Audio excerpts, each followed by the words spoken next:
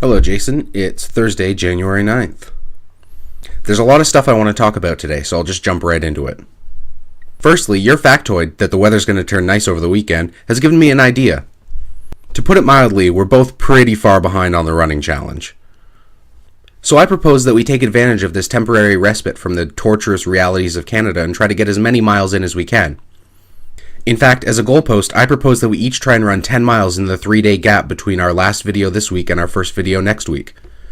So I'll try to run 10 miles between Friday, Saturday, and Sunday, and you can try to run 10 miles between Saturday, Sunday, and Monday. That way at least we're making progress towards being back on track. Let me know in your video tomorrow if you accept this challenge and we'll get it done. Next, you wanted to know what to expect when reading A Tale of Two Cities by Charles Dickens. Now, I have to confess I haven't read the book yet. In fact, Great Expectations was the first full-length Charles Dickens novel I've ever read. I've read a lot of his other writings, like Letters Back and Forth to People, and a lot of his short stories, but I've never read a novel before this year. So honestly, I don't know what you can expect when reading A Tale of Two Cities, but I do have some opinions about reading in general. Now, bear in mind that for a lot of people what I'm about to say is very controversial. Because there's this mentality for some reason that if a book isn't the most prestigious thing you could be reading at the moment, then it's not worth reading at all. And I think this very mentality is to blame for the fact that a lot of people don't read anymore. Let me give you an example. Twilight by Stephenie Meyer. Now, the general consensus is that the writing in this book is absolute crap, and that's not necessarily wrong, but that doesn't mean that it's not worth reading. As I said in my last video, there's two ways to judge a book. There's the literary value, and then there's the entertainment value. If you're someone who doesn't read or hasn't read for a while, then the literary value isn't really that valuable to you. So for someone like you who doesn't read all the time, I would say paying more attention to the entertainment value of a book would be more important. To cross the analogy into something you're more passionate about, it's like putting a quadratic equation in front of a second grader. Sure, it may be more valuable to understand quadratic functions than it is to add 4 plus 4, but these children haven't developed the skills necessary to understand that yet. Likewise, if you take someone who doesn't read and throw them in front of Charles Dickens, they're going to have trouble.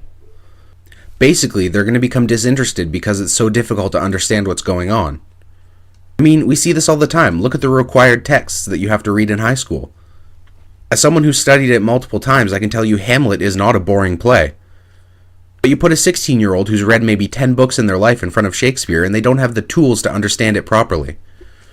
And so they lose interest and decide that reading just isn't fun. By contrast, if you take the characters of Hamlet and dress them up as animals, add a few songs, and then even kids will understand what the story's about. What makes this such a big problem is they equate that experience that they had with Hamlet with all reading. Which is why something like Twilight is such an important book. It shows people that the experience of reading can be enjoyed. It's not something you just do because the teacher requires it of you. And the great thing is, even a book like Twilight has sparked debate about important issues. For example, feminists have looked at the main character Bella as an example of the anti-feminist hero. She throws herself almost unthinkingly at the two important men in her life. And it's not until she literally gives her life to one of these men that she reaches her full potential. But that's not what's really important to what I'm trying to say. What is important is that someone who reads Twilight is developing the skills necessary to read more and more complex works later on. For you specifically, Jason, I would think that it would be interesting to see you read something like Darkly Dreaming Dexter. The reason it would be interesting to me is that you already pretty much know the story. What happens in the first book is pretty much the first season of the TV show up until the last few chapters. Why it would be interesting to me is that while you're reading, your mind is translating words into ideas, places, people, all the things that make up the story. And with Dexter, that's already in your mind. And so I'd be curious to see what elements from the show influence what you're reading, and what elements from what you're reading influence the way you see the show. A great litmus test for this would be if you read the second book, Dearly Devoted Dexter. That would be interesting because the second book has almost nothing to do with anything that happens in the show. And so you would have elements of what was already formed from the first book and the first season of the TV show trying to interact with elements that are completely new to you. And at least with books that are more fun, this process seems less tedious. So my advice to you regarding A Tale of Two Cities would be this. Try to read it, but if you find it too tedious, be completely willing to put it down and read something else, and then come back to it later. Now, moving on to your math problems. As you said, it's been quite a while since I last mathed. In fact, the last time I took math in school was in 2005. So it took me a while to get into your problem. As a means of warming up, let's look at the first problem you introduced, 5 times 18. As you said, there's a number of ways to answer this without writing it down. The first way I did the calculation was to multiply 5 times 10, that's 50, and then 5 times 8, that's 40, and then add them together. But then as I thought about it, I came up with a way of answering it that's a lot more enjoyable to me. The way I like doing it most is to break down 18. If you make 18 9 times 2, then the equation becomes 5 times 2 times 9. As we all know, 5 times 2 is 10, so then the equation becomes 10 times 9, and 10 times 9 is 90. Everything in that is easy. There are at least 2 ways of solving the problem. I'm sure you could come up with a lot more, but those are the ones that I found easiest and most interesting. With that problem solved, I moved on to your parabola. The first thing I did with this was to write down all the relevant information that I had. For example, I knew where the x-intercepts, the y-intercept, and the vertex were. From there, I tried to derive an equation and ran up against a couple of brick walls. So at this point, I'll freely admit that I used the internet to find out how to use the data that I had to create an equation. Using the information at hand, I came up with the equation y equals a times x plus 2 times x minus 6. From there, I used the values of the y-intercept to determine that a in that equation is negative 0.5. All I had to do from there was plug the 0.5 into the equation to come up with the proper equation describing that parabola.